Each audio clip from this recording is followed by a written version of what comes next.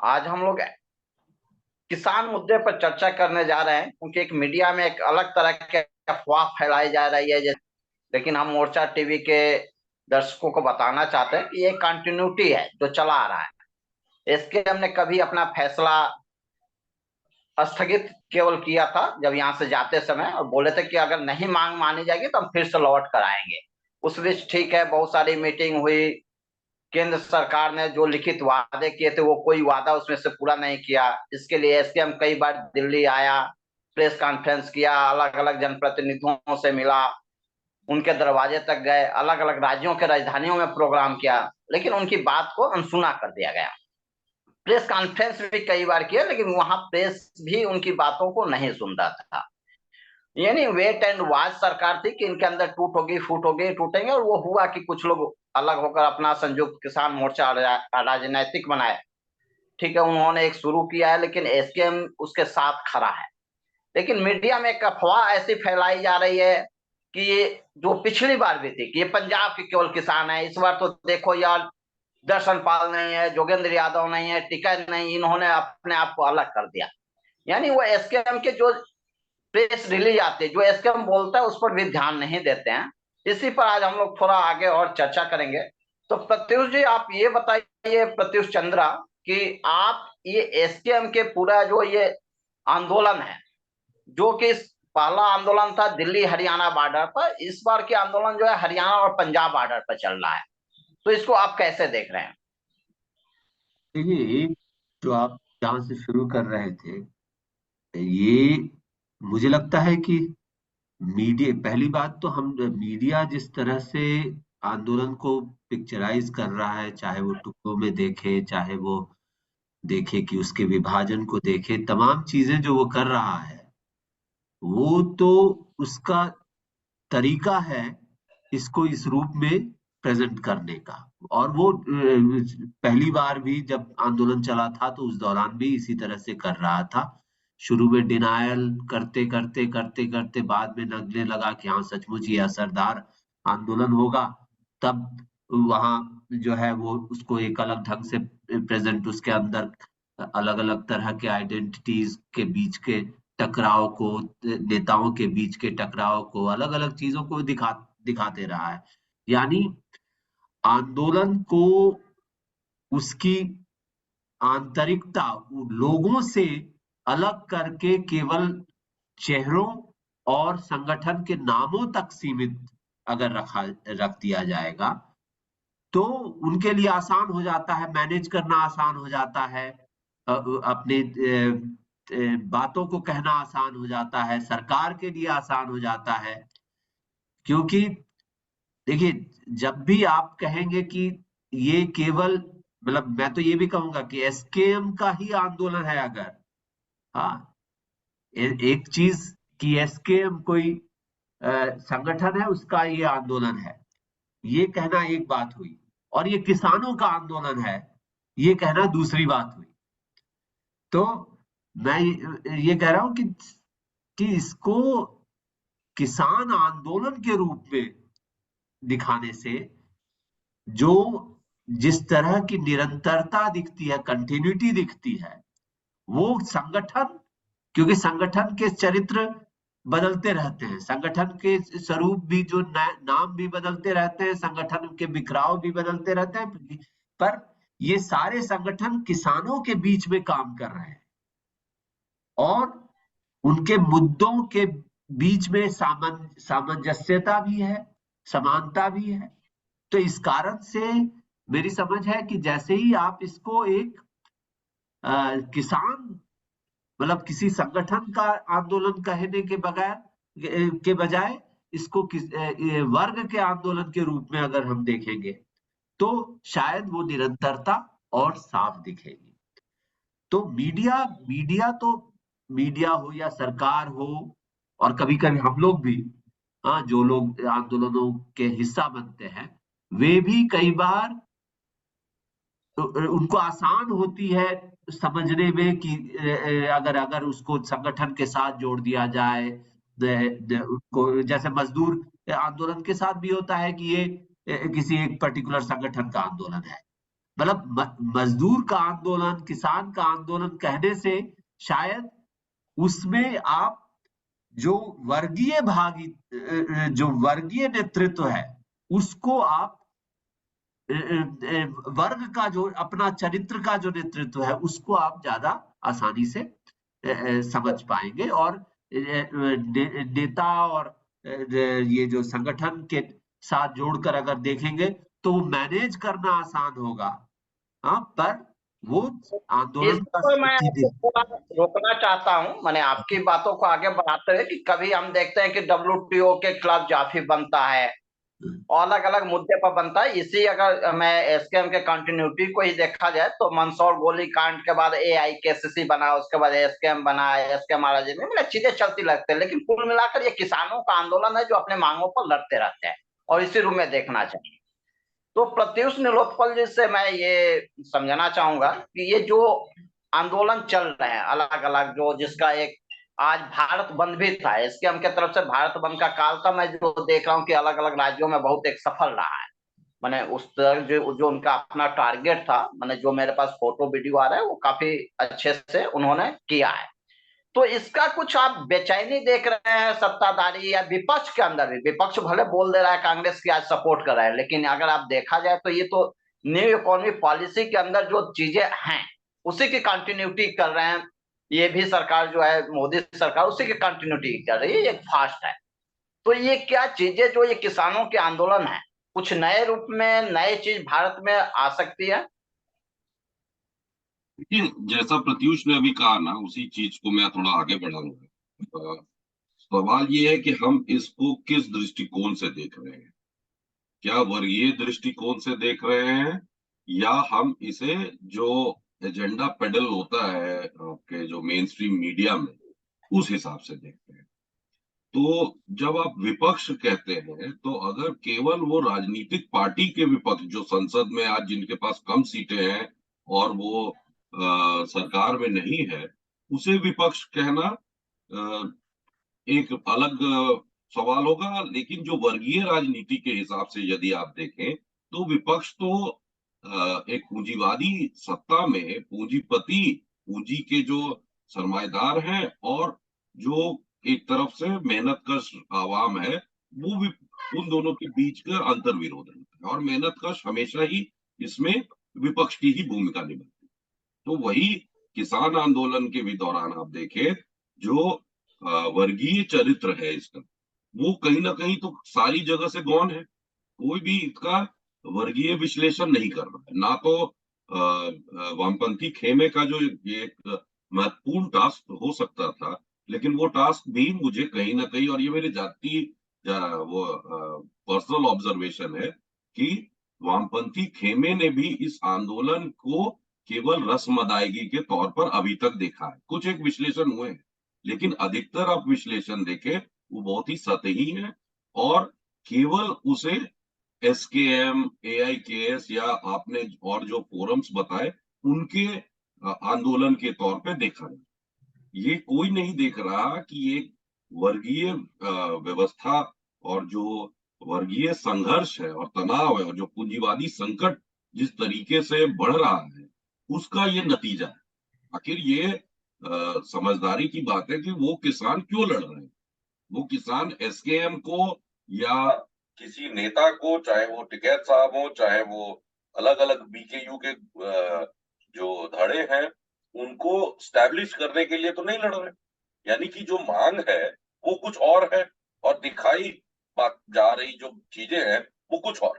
दिखाया जा रहा है कि एसकेएम टूट गया, या ये किसान आंदोलन 2.0 है, लेकिन ऐसा है तो नहीं। इसमें एक हम देख रहे हैं, और अभी नहीं, अगर आप बात करें, और हमारी कई बार इस पर चर्चा भी हुई है, कि जो किसान आंदोलन का जो चरित्र बदला है, चाहे आप महेंद्र सिंह टिकैत के समय का देखें 1980 के दौरान, जब पूरी जो ये कवायद थी वो बड़े किसानों की थी, जो वेस्टर्न यूपी, हरियाणा और पंजाब की अगर बात करें। बिहार में उस वक्त नक्सलवाड़ी आंदोलन चल रहा था जिसका एजेंडा कुछ और था। और आज का जो परिप्रेक्ष्य है, इसको हम 1980 के दायरे से नहीं देख सकते। जो चेंजेस हुए, जिस तरह से आपने WTO और SKM और AIKSSC और बड़े सारे जो संगठन बीच में बनते रहे और कुछ संगठनों का एक यूनाइटेड फ्रंट बनता रहा, लेकिन इन सब के जो बीच में जो माला है, जो जो जो धागा है जिसने किसान आंदोलन को 80 के दशक से आज तक लेके आई है, उस पर भी तो बात होनी चाहिए। सवाल आज है कि आज छोटे किसान, मंझौले किसान, सीमांत किसान, अगर हम क्लासिकल मार्क्सिस्ट टर्मिनोलॉजीज की बात करें, वो सभी आंदोलन, बड़े किसान, कुछ लोग बोल रहे हैं कि केवल ये बड़े किसानों का है, लेकिन ऐसा है नहीं। तो सवाल है कि ये विपक्ष पक्ष इन सब की भूमिका से परे हमें एक बहुत संजीदगी से एक वर्गीय विश्लेषण करना चाहिए कि क्या वो वजहें हैं जिससे कि किसान, और मैं इनको किसान की ही श्रेणी में देख के फिर हम इनको एक क्या बोलेंगे, एक कंपार्टमेंटलाइज कर देते। ये बेसिकली जो एंग्स्ट है वर्किंग क्लास का, जो एंग्स्ट है प्रिकैरिटी का, जो लेबर प्रिकैरिटी का, उसका ये अलग अलग मैनिफेस्टेशंस है, ठीक है ना, अगेंस्ट जो पूंजीवाद में जो संकट है। और उस हिसाब से यदि इस तरह के आंदोलनों को हम देखें तो मुझे लगता है कि हम उसके जो बेस है, जो उसके आत्मा है, उसको उस तक पहुंचने का, उसके स्पिरिट को पहुंचने में हम सफल हो। और यही एक चीज ये है कि ये जो वर्गीकरण है, तो एक तरफ एक वर्ग खड़ा है जो कारपोरेट पक्षी है, शासक हो, सरकार हो या मीडिया हो, इसको तरह तरह से किसान आंदोलन को बदनाम करने के लिए। लेकिन एक दूसरी चीज है कि हम देख रहे हैं कि एक निरंतर इसमें भी एक विकास होता रहा है। जैसे देखेंगे इस समय जो किसान मजदूर दोनों पे काफी जोर है, एक उनके आपस में यूनिटी भी बनी है, जिसको लेकर आज भारत बंद और ग्रामीण बंद और औद्योगिक बंद की आज एक काल थी। उसी तरह आप देखेंगे कि इस बार जो जो ये नेतृत्व है किसान मजदूर मोर्चा जो है, वो इस बार नेतृत्व में है, जिसके सरवन सिंह पंडेर नेतृत्व करते हैं और ये सरकार से टॉक करने भी जा रहे हैं। तो एक निरंतरता दिखाई देती जा रही है। आप देखेंगे कि पहले के जो किसान आंदोलन थे उसमें बुजुर्ग और ये इस तरह के काफी एक आते थे। इस बार जो है हम जो एसकेएम के तरफ से देख रहे हैं कि यूथ और महिलाओं की भागीदारी अच्छी खासी संख्या में हो रही है। तो इसी सवाल पर मैं प्रत्युष चंद्रा से ये कि ये जो टर्न है, माने जो आयु को लेकर और जो एक अलग तरह का, जिसमें यूथ एक बड़ी संख्या में आ रहे हैं, जब ट्रैक्टर या बैरियर तोड़ना चाह रहा है किसान आंदोलन में, जबकि एक तरफ कहा जाता है कि यूथ जो है खेती तो करना नहीं चाहता है, वो खेती से बाहर होना चाह रहा है। लेकिन आप किसान आंदोलन के दौरान पूरा देखेंगे कि यूथों की एक बड़ी संख्या है जो आकर बैरियर तो इसको नए तरीके से लड़ाई को ले जाना, नई नई टेक्निक, माने ये ड्रोन लाए तो वो पतंग ही यूज कर रहे हैं, इन्होंने इसका एक इजाद कर रहे हैं। तो इसी उसमें कि यूथ के जो आने और महिलाओं की भागीदारी है, इसको प्रत्युष चंद्रा कैसे आप डिफाइन करते हैं?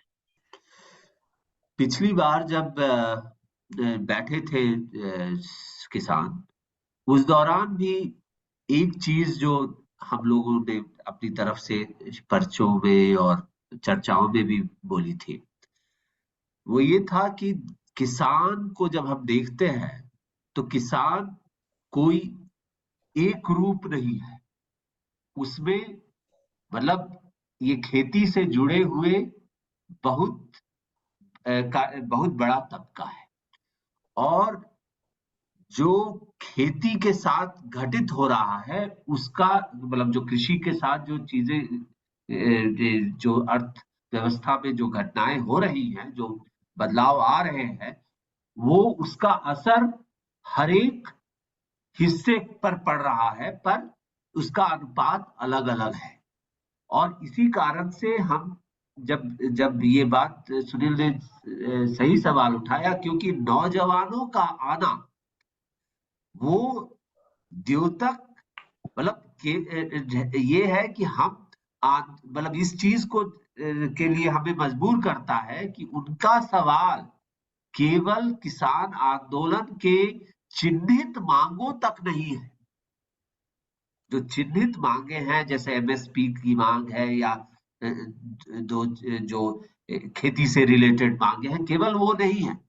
वो ये भी दिखाता है कि जो पंजाब और हरियाणा और ग्रामीण इलाकों में जो बेरोजगारी की समस्या जो बढ़ रही है, हाँ, जो दिखा रहा है कि खेती पर लोगों का जो पारिवारिक इनकम है वो कम होता जा रहा है, वो कहीं ना कहीं मजबूर कर रहा है यूथ को बाहर निकल मतलब संघर्षरत होने के लिए, और महिलाओं को भी संघर्षरत होने के लिए मजबूर कर रहा है। तो ये हमें सोचने की जरूरत है कि क्या हम केवल मांग, एमएसपी की मांग बहुत महत्वपूर्ण मांग है, और वो इसीलिए वो मांग भी महत्वपूर्ण हो जाती है क्योंकि जिस तरह से फैमिली इनकम और अर्थव्यवस्था ग्रामीण इलाकों में गड़बड़ा रही है, उसमें जो ये संघर्ष जो पैदा हो रहे हैं, नए तरह के जो संघर्ष पैदा हो रहे हैं, वो संघर्ष ये बेरोजगार मजदूरों का भी संघर्ष है, महिला मजदूरों का भी संघर्ष है। महिला जो घरों में काम करती हैं, खेती पर भी काम करती हैं, अलग अलग, तो उनको भी सामने आना पड़ रहा है, बाहर निकलना पड़ रहा है। तो ये दिखाता है कि जो सर्वहाराकरण की प्रक्रिया है, जो सर्वहाराकरण की प्रक्रिया है, उसका असर ग्रामीण इलाकों में तेजी से हो रहा है। तो मेरी समझ है। ये हाँ, हाँ हाँ, बोलिए बोलिए। ये मैं इसी में आपका ये सोच रहा था कि जो फुटलूज लेबर का जो हाँ कॉन्सेप्ट था, जिसको बहुत वाइडली यान ब्रेमन और कई सोशियोलॉजिस्ट्स ने किया, उसका एक अलग रूप आज हम देख रहे हैं। जो आपने बहुत सही कहा कि जो यूथ का आना, और जो सुनील का क्वेश्चन का जो आप जवाब दे रहे थे, कहीं ना कहीं उस प्रिकैरिटी को भी देखिए दर्शा रहा है। और जो बात काफी बार हम लोगों ने लिखी भी है और कही भी कि किस तरीके से वो इनके अर्बन एग्जिस्टेंस को सब्सिडाइज करता है एग्रीकल्चर। तो ये एक फिनोमिना जो हम बार बार देख रहे हैं, यूथ का आना और महिलाओं का आना और वैसे लोगों का आना जो डायरेक्टली किसानी से नहीं जुड़े हुए, लेकिन वो कहीं ना कहीं हो सकता है उनकी फैमिली फार्मिंग कर रही है, एग्रीकल्चर में है, और वो उसके कारण अर्बन सेंटर में कम पैसे में भी काम कर पा रहे हैं। तो अ, मुझे लगता है कि, सॉरी मैंने आपको इंटरप्ट कर दिया, नहीं नहीं, लेकिन ये जो बिल्कुल। फुटलूज लेबर का जो नहीं ये जी जी जी सुनील, बोलिए। हाँ सुनील बोलिए। मैंने इसको ऐसे भी तो देखा जा सकता है कि ये पारिवारिक संकट ही, पूरा ही देश एक संकट है। लोग अलग अलग संकट से चीजों में आए हैं। अगर महिलाएं आ रही तो एक पारिवारिक जो पूरा चल रहा है। अगर जो आप बोले एग्रीकल्चर में नहीं है, तो उसको भी लगता है कि अगर ये एग्रीकल्चर छोड़ दिया, हमारे पेशे में आए, तो हमारी भी नौकरी खतरे में होगी। इसलिए जो चीजें हैं उनको वहां वाजिब दाम मिले, क्योंकि एक ही फील्ड में जैसे बहुत से लोग आ जाएंगे तो उसके लिए भी खतरा पैदा करता है। तो एक कारण ये भी हो सकता है। हाँ हो सकता है। बिल्कुल, मतलब ये तो मतलब है इसके ही। अलग अलग आयाम है, और मेरे ख्याल से प्रत्युष ने भी जो कहा कि इसको जो देखने का नजरिया है ना, वो हमें थोड़ा सा बृहद करना पड़ेगा। मतलब इसको कि मजदूर, केवल ट्रेड यूनियन अगर सपोर्ट की तो मजदूर वर्ग ने सपोर्ट किया, किसान एक अलग वर्ग है, एक यूथ भी आजकल वर्ग बन गया है।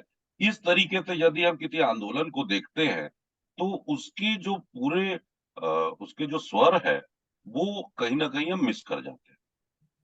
तो इस पर आप प्रत्युष चंद्रा इस पर कुछ बोल रहे थे। हाँ, मतलब बिल्कुल सही बात है। आप दोनों जो बात कह रहे हैं वही है कि आज आज जब हम इन सारे मतलब सड़क पर किसान आ रहे हैं, सड़क पर महिलाएं आ रही हैं, सड़क पर मजदूर आ रहे हैं। ये सारी चीजें अगर हम देख रहे हैं तो ये कहीं ना कहीं दिखा रहा है कि देखिए, पूंजीवाद कहीं ना कहीं मार्केट में लोगों को बांध करके, हाँ, मार्केट की व्यवस्था में लोगों को बांध करके वो सभी तबकों को, मैं अगर तबका शब्द का इस्तेमाल करूं, सभी तबकों को वो सर्वहाराकरण की सीढ़ी पर कहीं ना कहीं रख देता है। मतलब उसका सर्वहाराकरण जो है अलग अलग लेवल पर लोगों को उसकी प्रक्रिया में वो डाल देता है। तो यही दिख रहा है कि मजदूर तो ठीक है, हमको मजदूर, औद्योगिक मजदूर दिखता है, अलग अलग ये दिखते हैं, पर देखिए बेरोजगारी की समस्या भी तो मजदूर की समस्या है। अगर पंजाब में 20% बेरोजगार हैं और वो चाहे वो विदेशों में जाकर किसी भी स्थिति में काम ढूंढ रहे हैं, अलग अलग जगह जा रहे हैं, तो वो जो दिखता है वो बेरोजगार किसान के बच्चे हैं जरूर, पर वो किसानी पर ही आधारित होकर नहीं रह सकते। अब निर्भर नहीं। किसानी, अब उनको कहीं ना कहीं काम ढूंढने की जरूरत पड़ रही है और वो काम मिल नहीं रहा है। शिक्षा भी मिल गई है, बहुत सारे लोगों को शिक्षा भी मिल गई है, क्योंकि अच्छे खाते, कहा जाता है कि अच्छे खाते पीते घर परिवार से आते हैं वो, पर वो अच्छे खाते घर पीते परिवार को चलाने के लिए जो जिस तरह के इनकम की जरूरत है, जिस तरह के रहन सहन को बनाए रखने की जो जरूरत है, वो पूरी नहीं हो रही है और लोग बेरोजगार रह रहे हैं। तो आखिरकार वो भी तो मजदूरों का संघर्ष है। तो ये आज का जो किसान आंदोलन है वो अपने आप में बहुत बृहत हो जाता है। वो केवल वो किसान के जो उनके मांग है, जो खेती से पूरी तरह से रिलेटेड है, हाँ, वही तक वो सीमित नहीं रहता है, वो उससे और बृहत हो जाता है। वो मांग इसलिए इंपॉर्टेंट, जो आप सुनील ने भी कहा कि वो मांग इसलिए इंपॉर्टेंट हो जाते हैं कि कहीं ना कहीं वो, अगर नौकरी भी नहीं मिल रही है और यहाँ पर सही दाम भी नहीं मिल रहा है, तो आखिरकार घर बार चलेगा कैसे? तो मेरी समझ है, और शायद आप लोग सब ये बात मानते हैं कि ये संघर्ष को हमको, ये जो इस तरह का संकीर्णता में समझने का जो तरीका है आंदोलन को, चाहे वो संगठन के रूप में हो, चाहे वो कि भाई मांग के रूप में ही हो केवल, तो ये जो संकीर्ण ढंग से हम समझने की कोशिश करते हैं, जो मीडिया भी समझाने की जिस ढंग से कोशिश करता है कि वो किसी दल के साथ रिलेटेड है या नहीं है, तो वो सारी चीजें मुझे लगता है कि उसके आगे देखने की जरूरत है, जो कहीं ना कहीं इन सारे संघर्ष के अंदर, चाहे वो मुखर रूप में पूंजीवाद का विरोध न भी कर रहे हो, पर वो पूंजीवाद के अंतर्गत जो सर्वहाराकरण की प्रक्रिया चल रही है, उससे जो लोग पीड़ित हो रहे हैं और संघर्षरत हो रहे हैं, उनको उनकी ये छवि दिखाई दे रही है। तो मैं समझता हूं कि हमको इस रूप में इन आंदोलनों की व्याख्या करनी चाहिए। तो इस खतरे को कहीं ना कहीं मुझे लग रहा है कि पूंजीवाद और शासक वर्ग समझता है।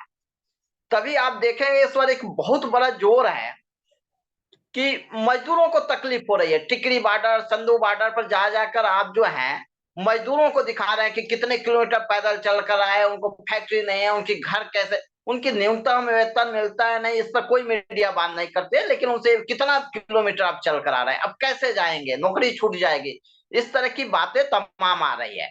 आप देखेंगे कि अलग अलग रास्तों को बंद कर दिया गया है। सब मान रहे हैं कि वो अभी पंजाब में बैठे हुए हैं, लेकिन दिल्ली के अलग अलग छोटे छोटे रास्ते बांटा है, उसको भी बंद कर दिया गया है कि किस तरह से इस पूरे आंदोलन को एक तरह से लोगों से काट दिया जाए। ये केवल एक किसान और पंजाब यहाँ तक, तो इस बार पूरी ये कोशिश रही है कि इस आंदोलन को काटा जाए। तो मेरा नीलोत्पल से यही सवाल है कि इसमें जो किसान नेता हैं या जो आम जनता जो इसको सपोर्ट करते हैं, उनको क्या ध्यान रखना है और किस तरह से को इसमें हस्तक्षेप करनी चाहिए? देखिए, ये सवाल बड़ा मतलब महत्वपूर्ण है, और इसके अलग अलग आयाम हो सकते हैं।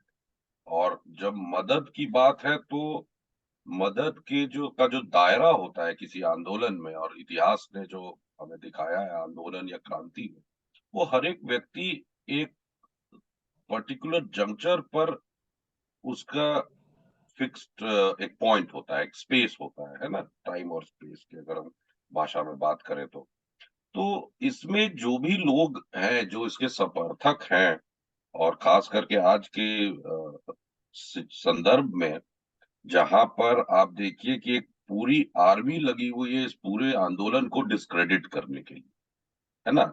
चाहे वो एमएसपी का मामला हो, और कि उसको उसको बिल्कुल एक नया रूप और एक नया कलेवर दिया जा रहा है कि एमएसपी अगर लागू हुआ तो देश की इकोनॉमी बैठ जाएगी। बल्कि एमएसपी का जो पूरा संदर्भ है वो बिल्कुल अलग है। वो जब एपीएमसी 1960 के दशक से शुरू हुआ और आज जहां तक वो पहुंचा है, उसका उसके बहुत सारे आयाम उसमें आए हैं, और उसमें काफी बातें जुड़ी भी।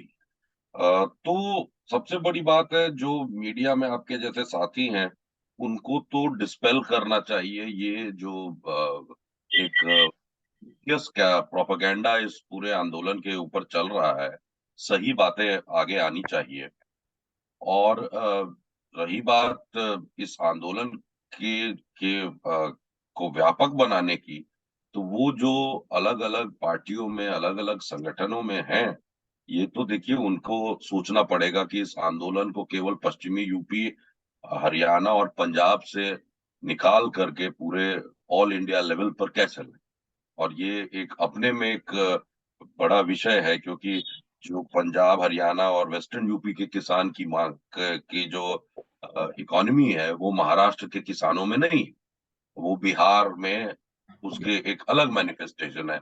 जहाँ कैश क्रॉप है वहां पे अलग है, जहाँ पे फूड क्रॉप है वो अलग है। Horticulture versus rice and paddy, उनका सब। तो इसमें बड़े सारे कॉम्प्लिकेशंस है एग्रीकल्चर।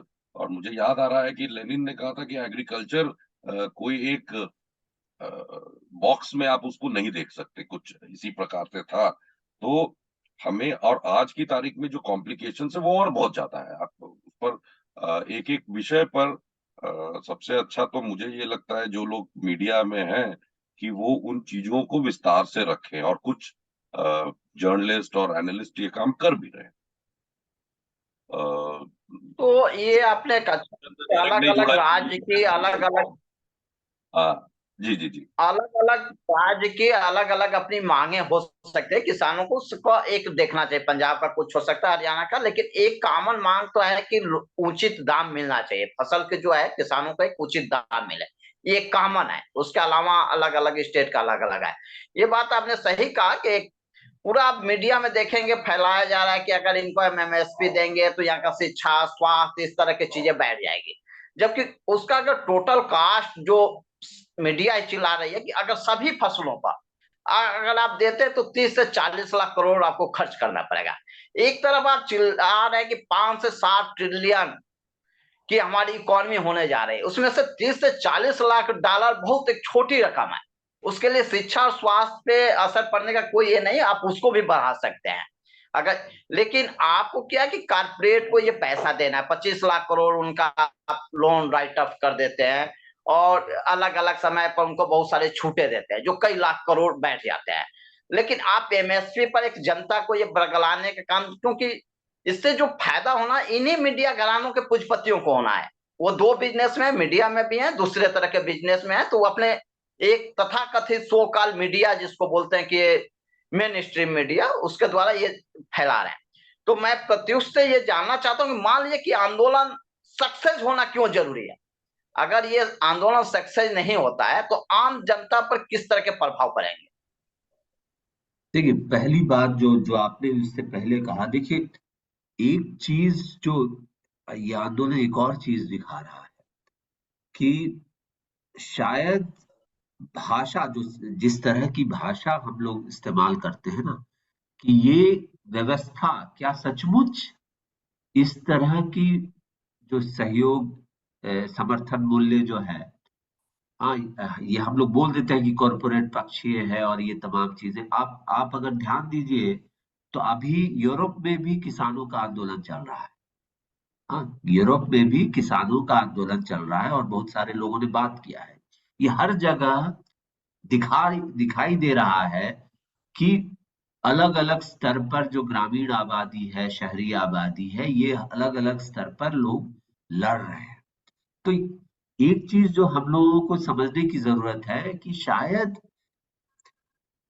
ये वक्त, ये बार बार ये कि सचमुच ये व्यवस्था एक तरफ समर्थन मूल्य या लोगों को जीने के लिए जो जरूरतें हैं, क्या वो ये व्यवस्था सचमुच जो राज व्यवस्था है या जिस राज्य से हम चीजों को मांग रहे हैं, ये सक्षम है ये सारी चीजें देने के लिए?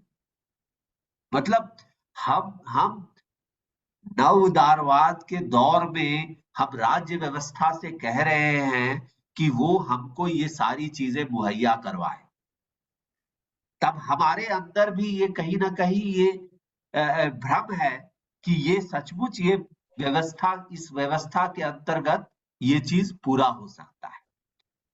देखिए, ये संकट है, राज्य व्यवस्था का ये संकट है कि उसको मैनेज करने के लिए, किसानों को, मजदूरों को मैनेज करने के लिए कुछ तो देना पड़ेगा, ठीक है, पर सचमुच उस पर, उस राज्य व्यवस्था के ऊपर इतना मतलब हम निर्भर नहीं हो सकते, कारण कि इस पूरे जो वैश्विक व्यवस्था के अंतर्गत जिस तरह का वित्तीय प्रेशर है अलग अलग लेवल पर, जिस तरह से पूंजी का पूरा जो विकास हुआ है, उसमें किस हद तक इस तरह के कानून को लाकर, एमएसपी के कानून या तमाम चीजों के कानून लाकर, जो सहयोग के कानून है उस तरह के लाकर किस हद तक सचमुच ये सरकार मदद कर सकती है लोगों का, क्या सचमुच ये कर सकती है? क्योंकि हमको ये समझना, अगर कानून आ भी जाए तब भी वो कानून किस हद तक कार्यान्वित होगा, इस पर भी हमें सोचना चाहिए। क्योंकि ये वो मतलब हमको इस व्यवस्था से हट करके कोई कानून तो नहीं मिलेगा। ये व्यवस्था में श्रम कानून आपके चले गए, हम लड़ते रहे, श्रम कानून को मांग करते रहते हैं, हाँ, कि कुछ होना चाहिए, कुछ मजदूरों के लिए होना चाहिए, पर हम कर तो नहीं पाए।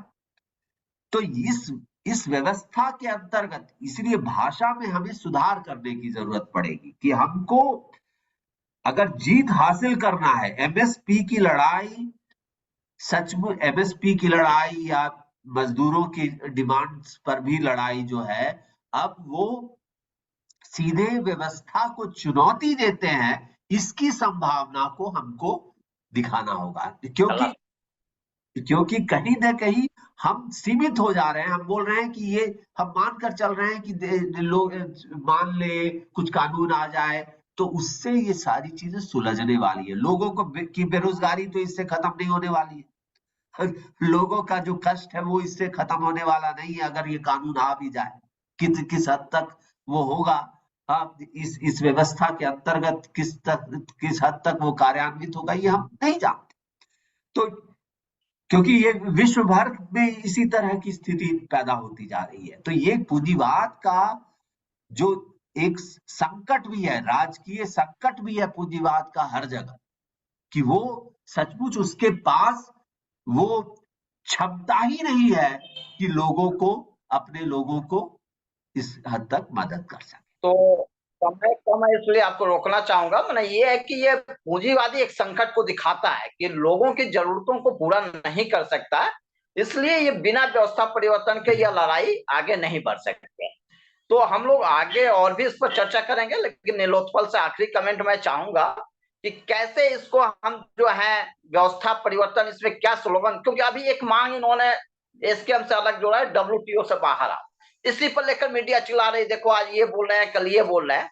तो आखिर ये किस तरह से इस चीजों को आगे किसान संगठन को बढ़ाना चाहिए, मैंने इस व्यवस्था परिवर्तन की लड़ाई को इसमें किस तरह से स्लोगन देना चाहिए, और अपने दर्शकों से बोलना चाहेंगे कि समय कम होने का हम लोग दूसरा एपिसोड करेंगे, और आप लोग हमारे चैनल को लाइक और सब्सक्राइब करते रहिए। तो हाँ, नीलोत्पल जी बताइए।